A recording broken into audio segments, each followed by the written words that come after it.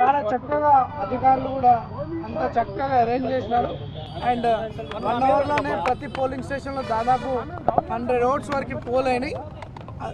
Within 1 hour within 45 minutes టైంలో దాదాపు 70 నుండి 100 ఓట్లు ఒక్కొక్క పోలింగ్ స్టేషన్లో పోల్ అయినాయి. అండ్ జనాలు ఈ ఎలక్షన్లో అత్యధిక పోలింగ్ జరిగే అవకాశం ప్రజలందరూ కూడా కొంచెం ఎర్లీ మార్నింగ్ బై 7 o'clock అందరూ కూడా రావడం జరిగింది, పోలింగ్ స్టేషన్స్కి రావడం జరిగింది. మంచి ఓటింగ్ పర్సెంటేజ్ ఎలక్షన్ లో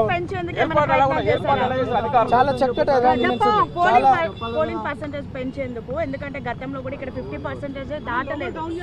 అంటే అప్పట్లో జనాలు వచ్చి ఓట్లు వేసేది కాదు, కానీ ఈసారి మాత్రం ఇప్పుడు చూస్తున్నటువంటి పరిస్థితి చూస్తే 70%, 60 to 70% పోలింగ్ జరిగే అవకాశం ఉంది. ఎందుకంటే నేను ఇప్పుడు అన్ని దాదాపు 5-6 పోలింగ్ స్టేషన్స్కి వెళ్తే 70 ఓట్స్, 60 ఓట్స్ వితిన్ 40 మినిట్స్.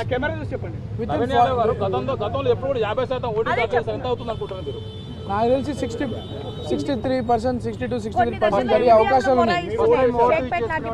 నేను 10 o'clock నా ఓటు మా ఫ్యామిలీ మెంబర్స్తో కలిసి వాల్టర్ వెంకటగిరి స్కూల్లో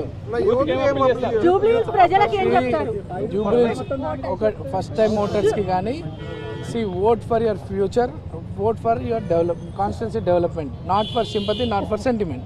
ఇది మన భవిష్యత్తుకి సంబంధించిన ఎన్నిక కాబట్టి చాలా తెలివిగా జాగ్రత్తగా ఓటు వినియోగించుకోవాలని నేను యూత్కి అప్పీల్ చేస్తాను. That is all common. అవన్నీ కూడా అధికారులు దాన్ని రాటిఫై చేస్తారు. స్టార్ట్ అయిన టైం నుండి దాన్ని చేస్తారు.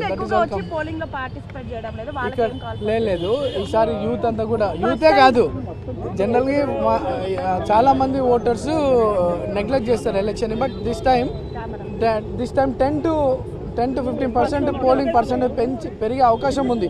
ఈ వాతావరణం చూస్తుంటే ఒక 10% ఓటింగ్ పర్సెంటేజ్ పెరిగే అవకాశం ఉంది. అదే చెప్తున్నాను కదా, మీ భవిష్యత్తుకు ఓటేయండి. లేదు, ఇక హాలిడే లాగా ట్రీట్ చేస్తలేరు. భవిష్యత్తు గురించి ఆలోచించి ఓటర్స్ అందరూ కూడా బయటకు వచ్చి ఓటు వేస్తూ ఉన్నారు. సమాజం గురించి ఆలోచించి ఓటర్స్ రావడం జరుగుతూ ఉంది.